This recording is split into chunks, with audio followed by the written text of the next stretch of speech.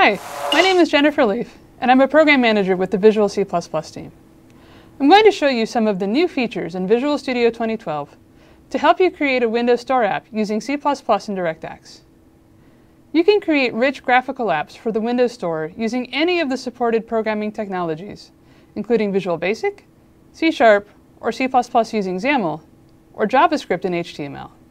However, when you need to have maximum control over how your app is rendered, such as a 3D game, C++ and DirectX is the way to go.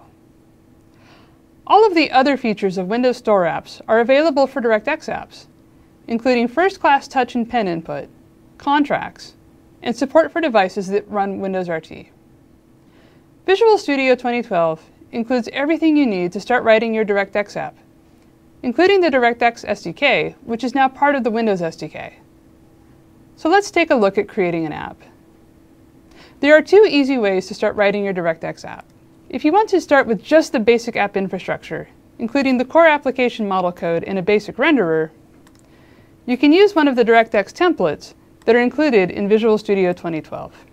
If you want to see a complete game example, you can now download code samples and templates from the MSD and Samples gallery directly from the new project window.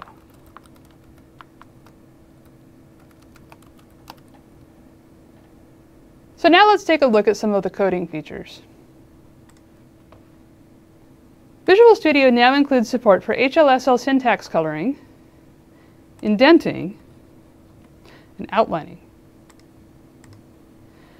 It also includes MS-Build support, so you can compile your HLSL files into CSO files directly from your project. You can also debug your shader code from Visual Studio, as we'll see in a few minutes. Even when you want to use DirectX to render the graphics in your app, you may still want to include XAML components and controls. For example, you can use XAML to easily draw a heads-up display in a game or to show a menu. There are a few different ways of using XAML and DirectX together in your app. The right one to use depends on how you're using DirectX and whether or not you need real-time performance. The XAML DirectX 3D shooting game sample, which I'm running now, renders a XAML overlay in the middle of the screen. The overlay is rendered directly to the DirectX swap chain. This approach works great for games and other DirectX apps where you need to update graphics in real time. If you want more information, you can also watch the video on creating Windows Store apps using C++ and XAML for another example of using DirectX and XAML together in the same app. If you're using one of the retail versions of Visual Studio, you also have access to additional tools to work with graphics assets, as well as graphics debugging and diagnostics tools. These tools can also be used for desktop app development.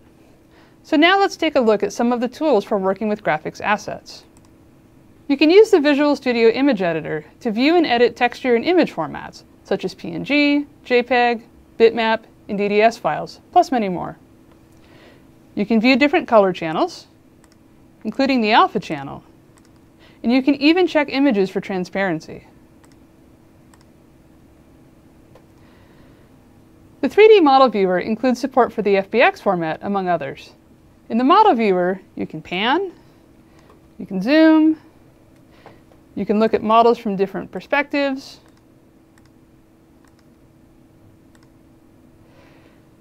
you can switch between perspective and orthographic views. And there are many other tools you can use to look at your models.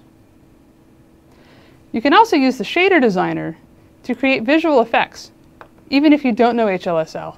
Once I've created a shader using the designer, I can apply that shader to a model. And then I can watch it animate in real time using the Model Viewer. There are many more tools for working with images, models, and shaders in Visual Studio, so try them out with your own apps. Now let's look at the DirectX graphics debugging and diagnostics tools. These tools integrate some of the functionality from the Pix for Windows tool that was part of the DirectX SDK. You can capture frames to a log file while your app is running, or you can programmatically capture frames. You can then use Visual Studio to analyze the log files. So now we'll look at a modified version of the Marble Maze sample where I've introduced a programming error so I can demonstrate how to use some of these tools. I expected to see a white marble in the center of this area here. If I select a pixel, I can use the graphics pixel history window to look at how the pixel's color value changes with each event. If I suspect that the issue is in the code for a shader, I can start the HLSL debugger directly from this window. In this case, the pixel history doesn't point to an obvious issue, so I'll switch over to the event list. This will let me see all of the DirectX events that occurred while rendering the entire frame. I also will want to use the pipeline stages window. This shows how a particular draw event moves through the graphics pipeline. Now I'm going to filter on the draw calls, so I can find the call where the marble is drawn. I can see in the pipeline stages window that the geometry for the marble was sent to the GPU in the input assembler stage, but the marble doesn't appear after the vertex shader stage. I can also start the HLSL debugger from the pipeline stages window, and I can step through the shader code, just like I can step through code that runs on a CPU.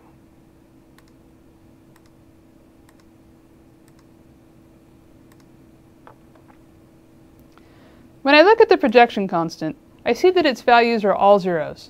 This doesn't look right. The projection variable is being set from source code, not shader code.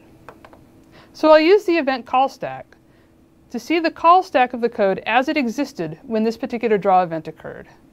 When I look at this call in the marble maze class, I can see the variable used to set the constant buffer used by the shader. When I go to where the variable was initialized, I can see that I set the buffer data using a variable that hadn't yet been initialized. If I swap these two lines of code and then run the game, I should now see the marble.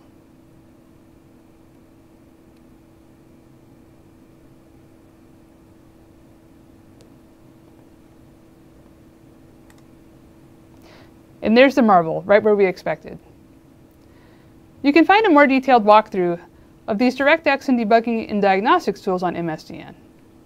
Once you have a working app, and you're ready to submit it to the Windows Store, you can prepare, test, and upload your app, all from Visual Studio. You'll want to make sure that you update the app manifest, since the Windows Store uses the manifest to get information about your app. Before you upload your app to the Windows Store, you can create a package and test it on your computer using the Windows App Certification Kit.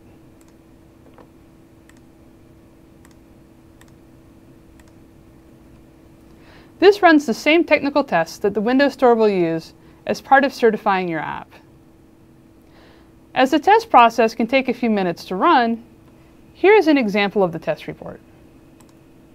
Once your tests have passed, you're ready to go through the Windows Store submission process. These are just some of the new tools in Visual Studio for creating Windows Store apps using C++ and DirectX. Check out the other Visual Studio launch videos, the Windows Dev Center, and MSDN for even more information and samples for creating your apps. Thanks for watching, and I can't wait to see all the great apps that you'll make with C++ and DirectX.